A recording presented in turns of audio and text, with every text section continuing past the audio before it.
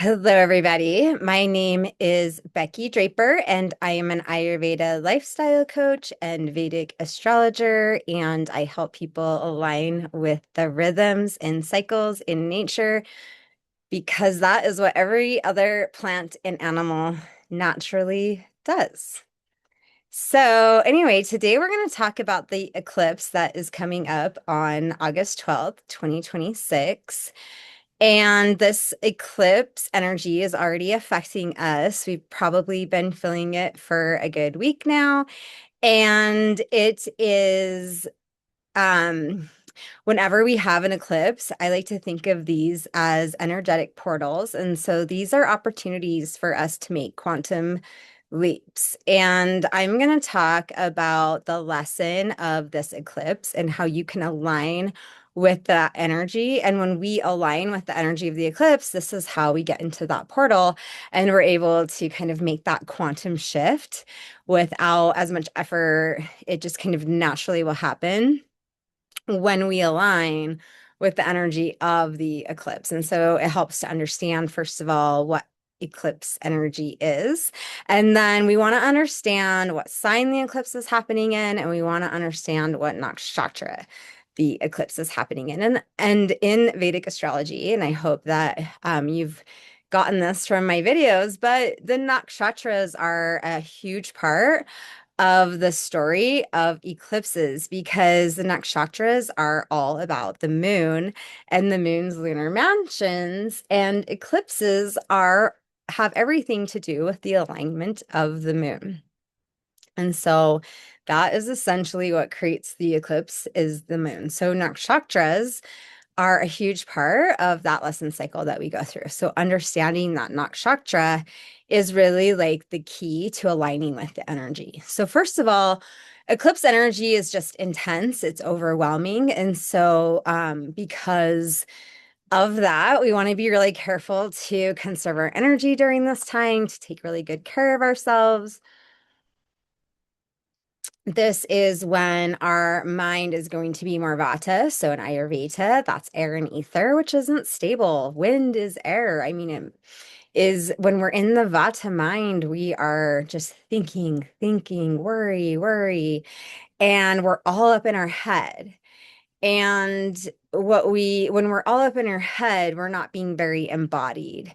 And so, really, in order for us to ground through eclipse energy, we have to make sure that we're staying very embodied. And this is the root chakra. And this is also Saturn energy. And so, we're going to talk about where Saturn is at, especially because um, Saturn rules the houses where Rahu has been and will be going soon.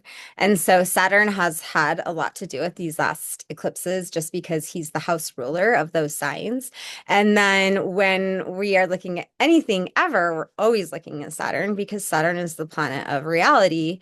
And in true form, we can only grow when we are very embodied and connected to reality. And so that's again that root chakra. And we're going to talk about Sat, Chit, and Nanda, which Sat is truth, Chit is present moment, reality, whatever is happening right now, and Ananda is bliss. And the true teachings of Sat, Chit, and Nanda are that we're able to be happy even when things are uncomfortable or they're difficult or they're challenging. And that's because it's not that we're enjoying the suffering or that we want things to be hard and painful. That's kind of like where you get into that self-pity. And that's not what we're doing.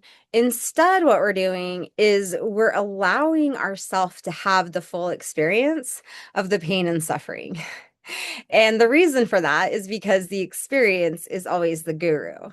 And so we bow to the experience that we're having. And whatever that experience is, whether it's comfortable or uncomfortable, is what we are supposed to be learning. And so when we are able to completely embrace that experience and take it completely in, that is when reality becomes bliss. And it's not because it's actually blissful, it might actually be a bliss stir and it might be a little bit painful, but it's being in reality. And that's all you can ask for. And that's where the lesson arises. And that's where we're able to get into those deeper insights. And so that's really the lesson of Saturn. And with Saturn here in Pisces, we are learning to face reality. And so that's been a big theme that we've all been working through for the last year and a half. And now you can see that over here, Saturn is retrograding. And so this is where we're like revisiting all of those lessons that we've been learning the last year and a half with Saturn. And we're seeing if we really actually learned them. And the biggest lesson with Saturn is being present and able to interact with reality as it is and not having to try to fix or change or control anything. And Saturn is controlling. That's like the shadow side where those rings around Saturn are very restrictive, they're very controlling. And those rings have like a good and a bad, and really nothing's good or bad. But the rings restrict us in ways that can help us become better. Like saying, if I restrict myself from maybe staying up too late, then I'm able to wake up in the morning like I want to, if that's really what my goal is. I'm not saying that you got to go to bed early and wake up early. But if that's what you want, you have to sometimes restrict yourself so that you go to bed early in order for you to wake up early, right? And so that's where the restriction can be helpful. But if we're restricting ourselves and we're not allowing ourselves to experience the full presence of reality that we're in, and we're deciding that, like, no, I don't like this reality, so I'm going to try to change it, I'm going to try to fix this. And this is where we go into not accepting things the way that they are. And that becomes another shadow. And so what we're trying to do with Saturn is we're trying to be present with whatever is there. And whatever that circumstance is, whether it's comfortable or uncomfortable, we're just staying with it. We're staying with whatever that feeling is, and we're being present with it. And we're not running away from the discomfort or trying to control things or make things different. We're just allowing for things to be the way that they are. And that's fine. We don't have to change it. So that's truly the lesson of Saturn. And then in Pisces, we have to kind of face and interact with the reality that we're in. And we begin to see that a lot of the things that we thought were real are not so real. And a lot of the things that we thought were maybe an illusion are true. And so we're working through a lot of these like disillusionments. And when we start to see the illusion, and see what is actually real, it can be really painful. And so it's uncomfortable. So with Saturn and Pisces, we've all been a little bit uncomfortable facing the reality of the way that things are, and it doesn't feel good. And so no matter who you are, this is challenging. And so many of us have been a little bit uncomfortable, and we've been learning how to be more in our discomfort and to be able to see things as they actually are rather than trying to put our own perspective onto something or change it and make it something that it's not. And this eclipse is happening. So Rahu and Ketu are actually on the Aquarius Leo axis, and they're right at the beginning and end of both of these signs. And so Ketu is about to go into Cancer, and Rahu is about to go into Capricorn. But they're not there yet. However, the sun and the moon are in Cancer. And so this eclipse is actually happening in Cancer, even though K2 is in Leo. So if you have any planets in Leo, or your ascendant's in Leo, then this is going to affect you as well, even though we're going to be talking more about Cancer right now. But do know that when I weave in a little bit of the Leo and Aquarius, this is why. But mostly we're talking about Cancer. And so this eclipse is happening in the nakshatra of Aslesha. And Aslesha is It's one of my favorite nakshatras, but it's kind of considered like an evil nakshatra or challenging nakshatra or a bad nakshatra. And um, this is because it is represented by the serpent, and the serpent is releasing the poison. And so right away, we know that it's uncomfortable because anytime we have to engage with the poison, it doesn't feel good. And so we know right away this nakshatra is going to make us feel uncomfortable. But the beauty of the nakshatra and why I love it so much is because it talks about how it's through the poison that we do the healing, and that the poison is actually the nectar. And so it's by engaging with the poison that we're able to heal. And Cancer is all about our heart. It's about our emotions. It's about the mother. It's about the divine mother. And it's about that deep internal healing, that place where we have unconditional love, not only for ourselves, but for everything and everyone. And so unconditional love really is like the ultimate form of Cancer. But as we know, when everything in this life will end and will be taken away from us at some point or another. And when we have unconditional love, when we love from that space, then it is surely going to end at some point and you're going to experience pain. And it's through the experience of the pain that the healing nectar comes in. And so when we're running away from our emotions and we're avoiding our emotions, and we're just thinking and, running around. A lot of the times, anxiety is really just you avoiding feeling. And when I found that out, I was like, wow, like, because I have suffered from anxiety. And I thought, oh, that's what it is. I don't want to feel. So instead, I am, creating this whole thing and in my head rather than like sitting down and feeling the thing in my body. And so this takes us back to what I was talking about with Saturn. This eclipse is all about interacting with the poison and using the poison as the healing nectar and seeing that when we're embodied, so when we're in that root chakra, and when we're able to feel all of the feelings and stay in the body throughout that process, then that's where we find the healing nectar. And then rather going into that third chakra, so the second chakra is the feeling. It's where we feel the things. And then the third chakra is where we're thinking, right? It's also where we take action. And so if we are able to stay embodied and process all of our emotions, then we can get to a healthy place in that third chakra where we're able to act and think in alignment with reality and with the way that things actually are, which is the medicine, which is the healing nectar, which is also the poison, because reality is hard and reality is very harsh. And so Aslesha says, yes, reality is very, very harsh, but it's also bliss. That's where we heal. That's the healing nectar.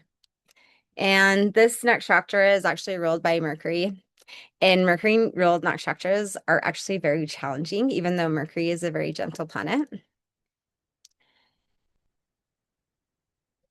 And then another interesting fact is that the sun and the moon are both in Cancer in Aslesha, while K2 is in Leo.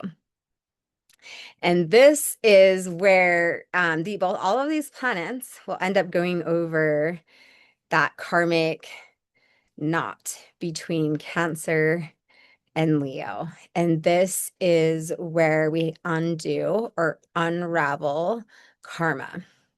And so, if you are aligning with the energy and allowing yourself to be in that root chakra and you're feeling all of the feels, and Jupiter is in Cancer with the moon, and Jupiter is exalted. Jupiter is also combust because it's very close to the sun.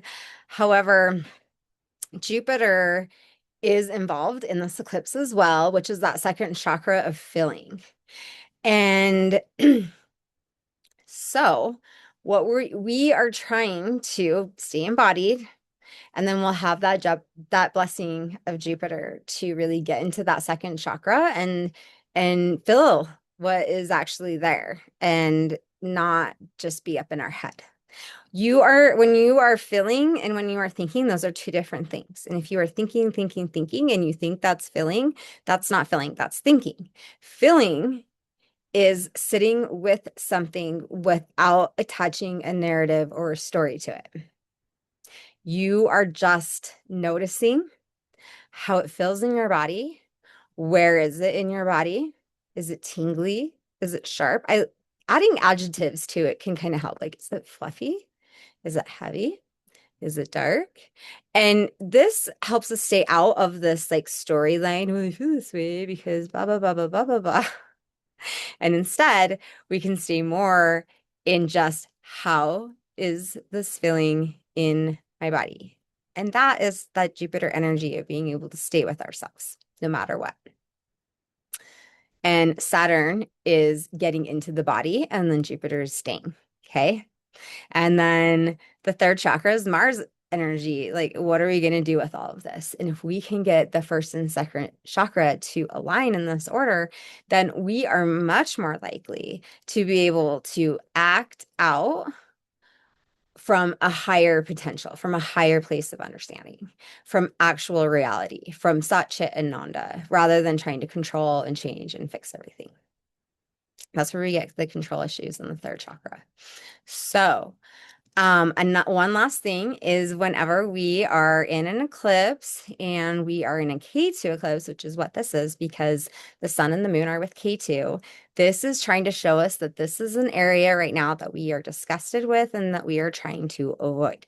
This means that you are trying to probably avoid the medicine, to avoid the healing nectar, to avoid the poison, and to avoid any of the hard feelings. And so ultimately, whatever we want to put the head, which is Rahu, back onto the body, which is K2, because K2 is the dragon that has no head, and Rahu is the dragon that has a head but no body and toe. And if we want to get them back together, then Rahu is like where we're impulsive, where we're like making all these things out here in this outer world happen, and K2 is where we are avoiding. And what we want to do is bring Rahu to K2. And how we do that, rather than doing this thing we obsess about out here, we do the thing that we're avoiding over here.